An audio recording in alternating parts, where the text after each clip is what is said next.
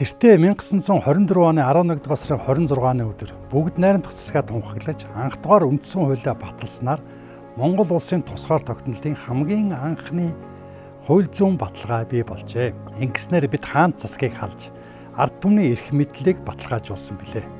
Харин бусад улс орнууд тусгаар тогтнолоо яаж баталгаажуулдаг юм бол 1933 оны 12 дугаар сарын 26-нд Уругвай нийслэлд улсын эрх ба үүргийн тухай Монтевидеогийн конвенц батлагджээ. Энэ нь улс орнууд ямар шалгуурыг хангаж байж бүрэн эрхэт улс гэж тооцогдох вэ гэдгийг тодорхойлсон олон улсын хамгийн чухал баримт бичиг юм. Өнөөдрийн хүртэл энэ конвенц олон улсын эрх зүйн суурь стандарт хэвээрээ байгаа ба ихэнх улс орн олон улсын байгууллагууд үүнийг хүлээн зөвшөөрдөг юм а. Монтевидеогийн конвенц заашнаар дараах 4 гол нөхцөлийн дагуу улс бүрдэнэ гэж үздэг.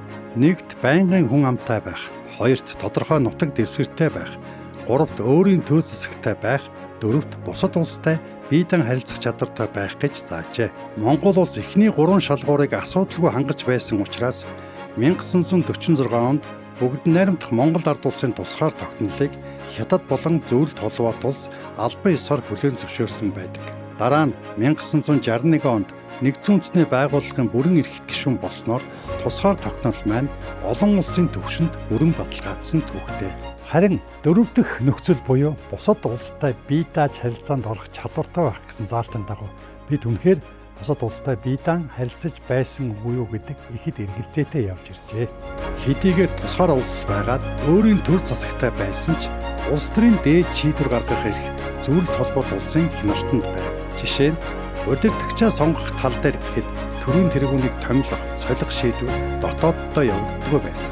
Радченкогийн баримтаар юу зэдэн болыг огцруулах, Батмөнхийг томилох шийдвэр Зөвлөлт Холбоот улсын коммунист намын төв хороонд гарч Монголын удирдлагад хэрэгжүүлэх шаардлага ирдэг байв. Энэ нь бид улс төрийн хамгийн чухал шийдвэрийг гадаадын улс гүрний нөлөөгүйгээр бие даан гаргах чадвар хязгаарлагдвал байсныг илтгэнэ. Мөн дөрвөлх заалтад хамаарах эдийн засгийн хувьд бид үнэхээр бие дааж чадж байсан болов уу? 1987 онд улсын төсвийн орлого 2.2 тэрбум төгрөг.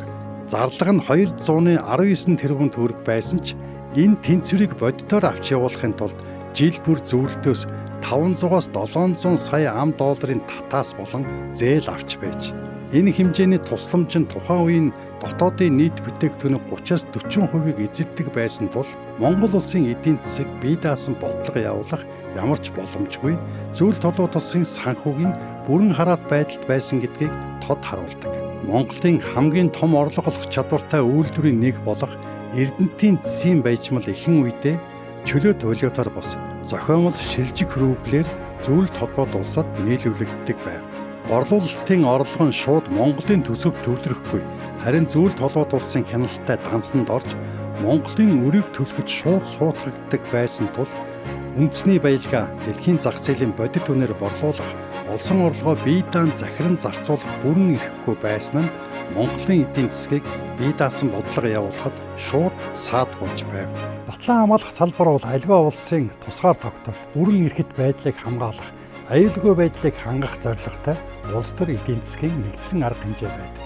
Тэгвэл энэ тал дээр зөвлөлтийн цэргийн ангиуд Монголын нутагт олон жил байрлсан хамгийн ихтэй 100 мянган цэрэг, хамгийн багадаа 40-оос 60 мянган цэрэг байрладаг байлаа. Тэднийг татах хэсэг нь Монгол зөвлөлтийн асуудал гэхээсээ илүү Зөвлөлт Холбоот улс Хятадын харилцаанаас шалтгаалж байсан нь тусгаар улсын бүрэн эрхэт байдалд шууд нөлөөлсөн юм. Тэгэхээр 1990 он хүртэл Монгол улс хууль зүй олон улсын статусаараа тусгаар улс мэт байсан боловч улс төр эдийн засаг батлан хамгаалах салбарт бие дааж шийдвэр гаргах чадвар бараг байгаагүй гэж хэлэхэд болох юм байна. Харин өнөөдөр бид хэдийгээр эдийн засгийн хувьд цөөн улсын зах зээлээс хараат мэт боловч олон улсад Монгол улсаа хүлээн зөвшөөрүүлж арчлалыг сахих бэхжүүлэх үйл явцад бүс нутагтаа тэргүүлэх улсуудын нэг болсон.